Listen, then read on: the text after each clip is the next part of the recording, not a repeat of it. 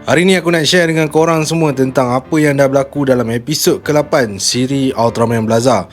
Bagi sesiapa yang masih lagi belum menonton, korang boleh tonton episod ke-8 ni kat channel YouTube Ultraman Official by Subu Raya.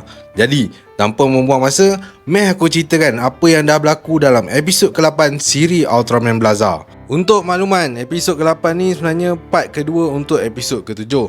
So, kedua-dua episod ni saling berkaitan lah Kat episod 7, Blaza gagal nak kalahkan Niji Kagachi dan menyebabkan dia terpaksa undurkan diri buat seketika dan seterusnya menyebabkan Kapten Gento jatuh pengsan. Jadi, di awal episod ke-8 menunjukkan babak di mana Kapten Gento berada di ruang yang gelap dan kemudian muncul satu cahaya terang depan dia. Dalam cahaya tu, nampak macam ada satu susuk tubuh yang cuba nak mendekati Kapten Gento. Tapi cahaya tu menghilang bila Kapten Gento tersedar dari pengsan bila dia dengar orang duk panggil nama dia. Rupa-rupanya yang panggil dia tu anak buah Skat dia. Ada Teruaki, Anri dan Amy. Bila dah sedar, Kapten Gento pun tanyalah macam mana keadaan sekarang ni.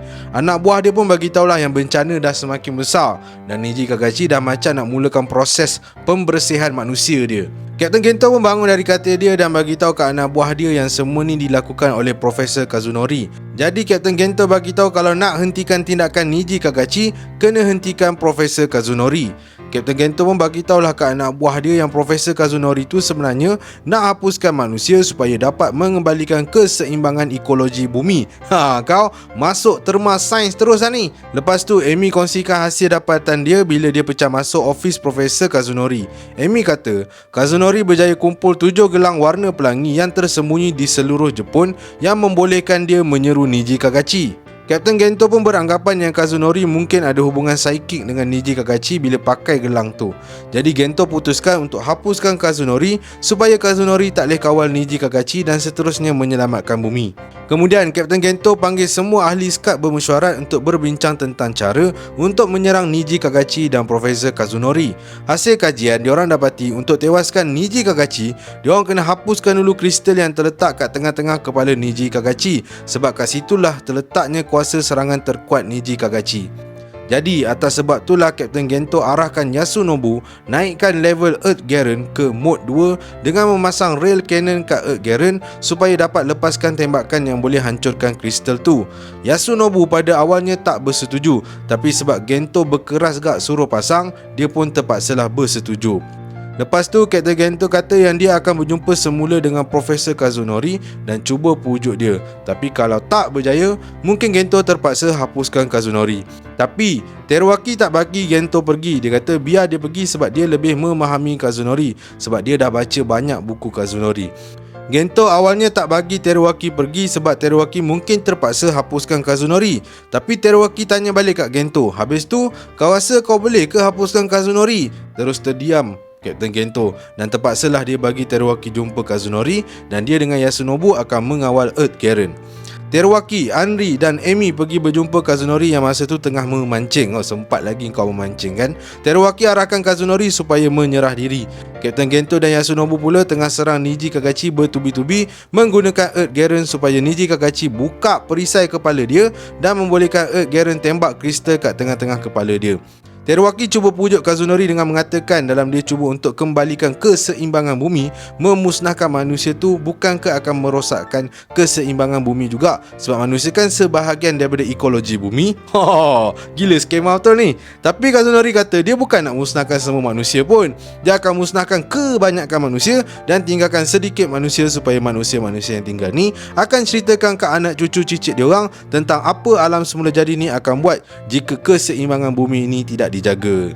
Selepas bertubi-tubi ditembak, Niji Kagachi akhirnya buka perisai kepala dia. Earth Garen pun ada peluang untuk tembak kristal kat tengah-tengah kepala Niji Kagachi.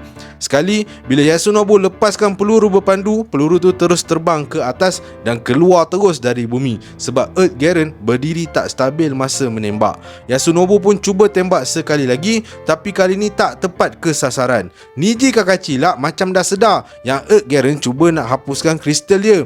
Dia pun terus tutup balik kepala dia dengan perisai dia dan terus menyerang Earth Garen. Teruaki masih pujuk Profesor Kazunori. Dia cakap tindakan Kazunori bukan saja akan hapuskan manusia, malah akan hapuskan juga hidupan lain seperti haiwan, tumbuh-tumbuhan, malah raksasa yang hidup kat bumi ni. Bukankah semua hidupan ni sangat penting untuk keseimbangan bumi? Kazunori akui apa yang Teruaki cakapkan, tapi disebabkan ego dia, Kazunori tetap nak pertahankan perjuangan dia untuk hapuskan manusia.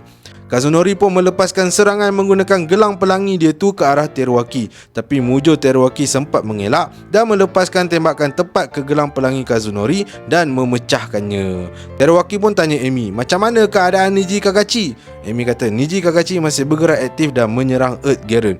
Kiranya walaupun gelang tu dah pecah, tak memberi kesan langsung kepada Niji Kagachi. Lepas tu gelang pelangi yang dah pecah tu tiba-tiba bertukar menjadi cahaya dan cahaya tu pergi menuju ke Niji Kagachi. Seperti mendapat kuasa baharu, Niji Kagachi pun melepaskan serangan ke arah Earth Garen.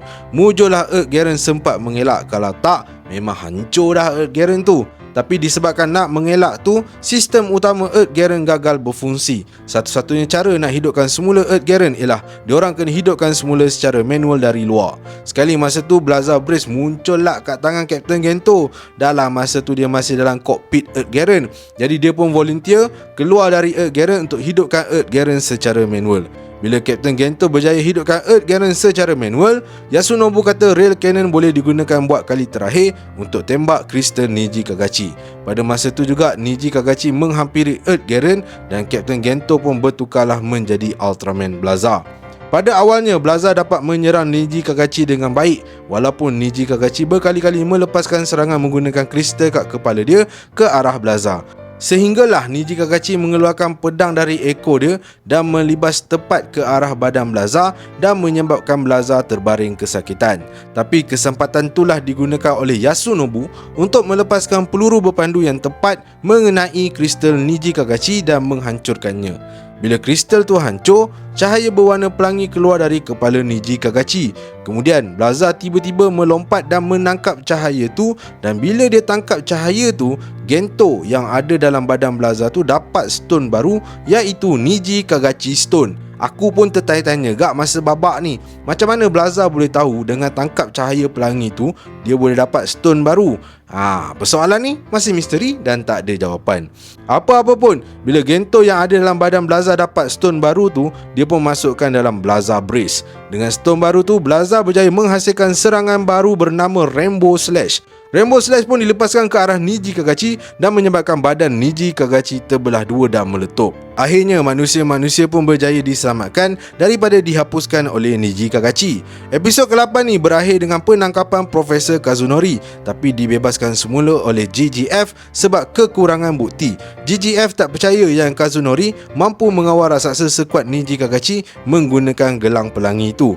Adakah Niji Kagachi ni sebenarnya berjaya dimusnahkan? Mungkin tak, sebab masa Kazunori tengah memancing, lepas dia dah dibebaskan, dia dapat dengar suara Niji Kagachi. Kena ingat, Niji Kagachi ni adalah alam semula jadi. Jadi selagi alam semula jadi masih ada, dia mungkin masih hidup. So, tamatlah sudah 2 part cerita pasal Niji Kagachi ni. 2 episod kali ni, storyline dia memang best gila. Barulah seronok nak layan kalau macam ni punya jalan cerita. Tak adalah rasa macam asal buat je. Memang nampak matang lah jalan cerita 2 episod kali ni. Sekali lagi, menyentuh pasal etika kemanusiaan lah. Demi nak selamatkan bumi, terpaksa musnahkan manusia. Lepas tu demi nak selamatkan semua manusia, terpaksa musnahkan seorang manusia. Itu yang boleh jadi dilema tu. Bukan senang kot nak musnahkan seorang manusia walaupun dia sanggup musnahkan semua manusia. Sebab tu Captain Gento ada cakap, kalau Kazunori sanggup musnahkan ramai manusia, maka dia terpaksalah musnahkan Kazunori supaya ramai manusia dapat diselamatkan. Kiranya inilah prinsip perjuangan yang Captain Gento pegang supaya dapat elakkan orang ramai menjadi mangsa prinsip perjuangan Profesor Kazunori. Tapi mujurlah last-last Kazunori tak dimusnahkan pun sebab Teruaki berjaya hancurkan gelang pelangi tu. Walaupun episod kali ni memang banyak babak serius dan ada juga selit babak kelakar, iaitu babak di mana Teruaki boleh pula pergi minta Profesor Kazunori tu sign buku dia. Oh ya, Teruaki ni memang nampak layak dia jadi timbalan Captain sebab dia ni macam boleh kawal Captain Gento daripada bertindak ikut emosi. Yalah, cuba korang tengok selamba je Teruaki tak setuju dengan cadangan Captain Gento tu yang nak pergi jumpa Profesor Kazunori, padahal Gento tu Captain dia kot. So, setakat tu je dulu ulasan aku untuk episod yang ke-8 ni. Terima kasih sebab tonton video aku ni sampai habis. Kita berjumpa lagi dalam video aku yang akan datang.